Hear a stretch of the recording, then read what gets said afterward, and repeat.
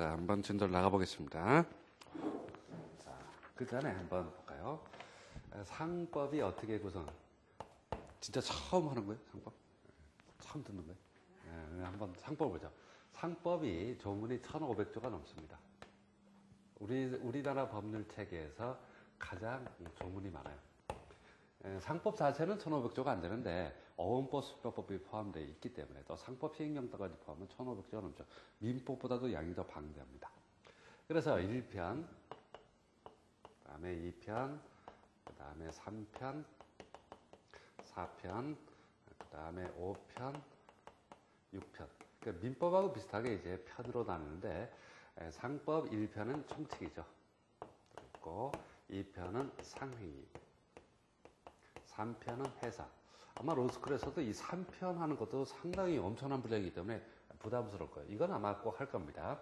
4편 보험법, 그 다음에 5편 해상법, 그 다음에 6편 항공법 해가지고 6편으로 이루어졌습니다.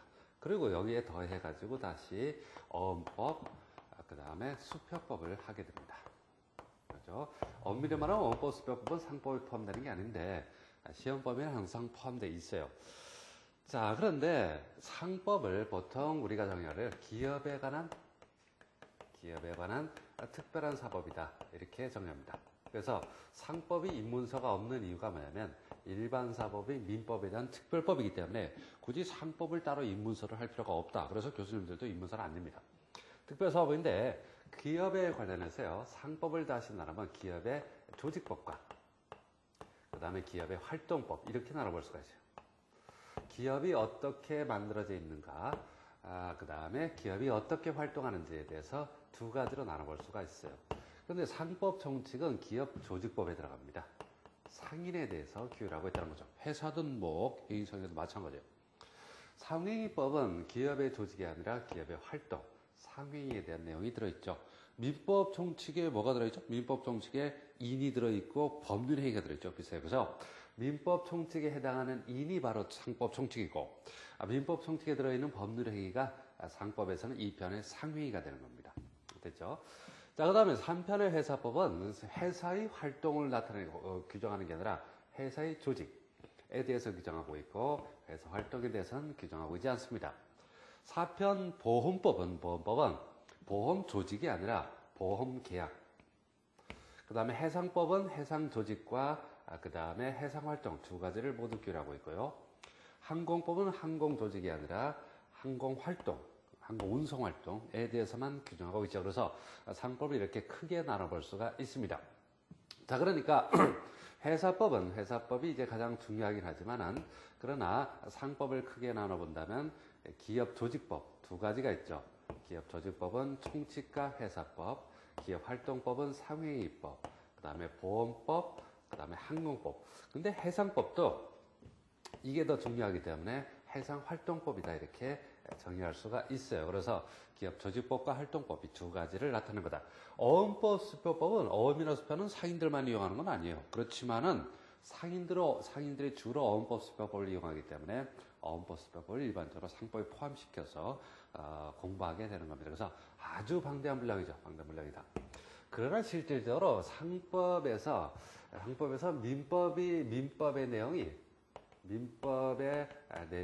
실제로는 60% 이상을 차지한다 그래요. 그러니까 민법을 제대로 공부하는 사람들은 상법의 내용이 뭐 아주 쉽다 이렇게 얘기할 수는 없겠지만, 그러나 기본 틀은 다 갖춘 상태에서 하게 되는 거죠. 민사법 문제를 이제 모의고사 문제를 본 적에 보니까 민사법 70문제더라고요. 70문제죠. 그런데 민법이 35문제, 그 다음에 상법이 20문제, 그 다음에 이제 민사소송법이 15문제. 근데 이 민소법 비중이 너무 작은 것 같아요. 민소법은 상법보다는 비중이 훨씬 높은 법인데 출제 문제는 15문제밖에 안 됩니다. 그래서 상법이 20문제 정도 분량이 되니까 공부할 때도 아마 그 정도 분량으로 조절해서 보셔야겠죠. 자, 그래서 이렇게 상법이 이루어져서 상법의 형식적, 실질적 의의를 기업에 관한 특별사법이다 이렇게 얘기하고, 이런 것들은 뭐예요? 형식적 의의의 상법이 되겠죠. 형적 의의 상법전, 즉 상법전이 이런 구조를 가지고 있고 실질적으로 기업에 관한 특별사법이다 이렇게 정의하는 것을 상법의 실질적 의의가 되겠습니다.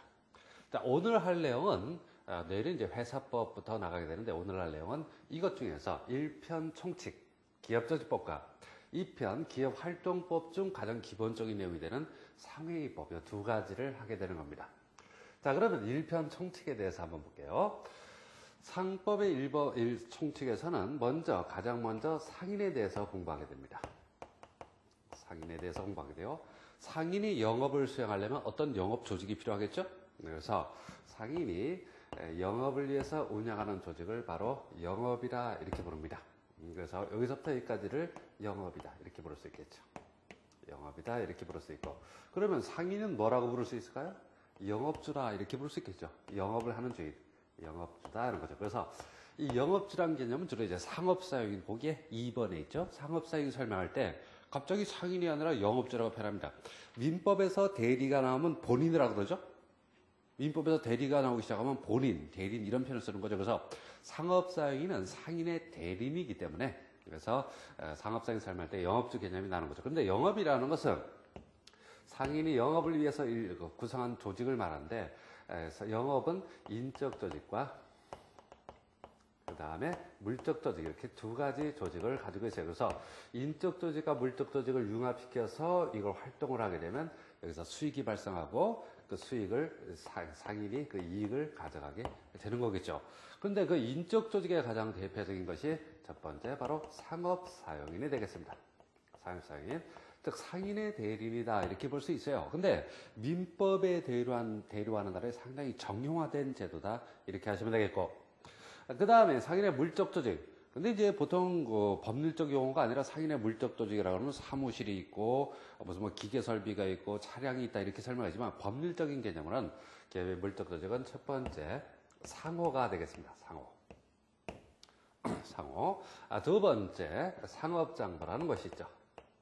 상업장부. 그 다음에 세 번째 상업등기 이런 것들이 되겠죠. 상호, 상업장부, 상업등기 되고, 그 다음에 이런 인적 조직과 물적 조직이 결합된 장소를 바로 영업소라고 부릅니다. 이제 상법 기본서 보게 되면 목차가 이렇게 돼요. 먼저 상인이 나오고, 그 다음에 상업사역이 나오고, 상호, 상업장부, 상업등이 나오고, 이걸 뭉뚱그리는 영업소 이렇게 되고, 마지막으로 상인이 이 영업을 하다가 뭐 수익이 제대로 안 나거나 또는 힘에 부친다. 그럼 어떻게 할까요? 상인이 자기가 영위하는 영업을 다른 사람에게 넘기겠죠. 이걸 바로 영업을 양도한다 이렇게 설명하는 거죠. 그래서 상법 총칙에 있는 내용이 첫 번째, 나중에 이제 기본서 보시면 알겠지만 상인이 제일 먼저 나오고, 두 번째 상업사인이 나오고, 세 번째 상호, 네 번째 상업장부, 다섯 번째 상업등기, 여섯 번째 영업소, 일곱 번째 영업양도 이렇게 나오는 거죠. 선택형이든 사례형이든 이 중에서 가장 중요한 것들을 추려보자. 뭐 다 중요해요. 중요한데 뭐 상인의 개념이 가장 중요하겠죠. 됐고, 그 다음에 상업사인의 개념, 그 다음에 거기 나오는 상호, 그 다음에 상업장부나 상업등기는 선택형으로 상업장부는 거의 가능성이 없고요. 뭐 상업장부는 재무제표나 뭐 회계장부 이런 것들을 말하는데 대체제표 특별한 의미가 없는 것이고, 상업등기는 이것은 사례형으로는 거의 불가능합니다. 불가능하지만 선택형으로는 이제 부실등기 효력이라든가 이런 것들 때문에 조금 나올 수는 있어요. 근데 요거는 문강에선 빼고 영업소라는 것은 이제 이런 영업이 상인이 영업을 해서 활동하는 장소를 의미하는 건데, 이것도 뭐 특별한 의미가 없습니다. 교재에 보면 뭐 한두 페이지 문제 정도 돼 있어요. 그래서 영업량도에서 총칙에서는 상인과 상업사용인, 상호영업량도 이 네 가지를 한번 강의를 해보겠습니다. 항상 상법을 공부할 때는 민법을 연상하시면서, 그렇다고 민법과 똑같다는 뜻은 아니에요. 똑같다는 뜻은 아닌데 민법을 생각하면서 보는 것이 상당히 도움이 될 것 같아요. 그래서 먼저 상인 개념부터 한번 보겠습니다. 한번 교재를 펴볼까요? 자, 4페이지 보시면 상인의 의의가 있는데, 자, 민법에서 이는, 민법상의 이는 몇 종류가 있죠? 민법상 이는 자연인과 그 다음에 법인이 있겠죠. 법인. 자, 그럼 이제 상법을 시작할 때 가장 먼저 봐야 되는 것은, 민법에서 민법을 공부할 때 가장 먼저 보는 것이 인이듯이 뭐 법원 그런 것들은 뭐 별 의미가 없어요. 그래서 상법에서는 상인의 개념을 먼저 정립을 해야 됩니다. 민법에서 인이 자연인과 법인으로 나누듯이 상법에서 인도 자연인과 법인으로 나누는 그건 아닙니다. 상법에서의 상인은 두 가지로 나눕니다. 첫 번째, 당연상인이다. 자, 두 번째, 의제상인이다. 이렇게 나옵니다. 당연상인과 의제상인 이렇게 설명하는 거죠. 물론 아주 간단하게 소상인의 개념도 있지만 소상인의 개념은 당연상인과 의제상인을 구별하는 기준이 아닙니다. 구별하는 기준이 아니라 당연상인과 의제상인 중에 규모가 영세한 자에 대해서는 소상인이라고 해서 상법의 일부 규정을 배제하는 조문을 두고 있어요. 그래서 소상인 부분은 별도로 설명하지 않고 상인의 개념에서 당연상인과 의제상인 이 두 가지 보겠습니다. 민법 처음 공부할 때 자연인, 법인을 철저히 공부하듯이 상법을 처음 공부할 때는 당연상인과 의제상인을 봐야 되는 거죠.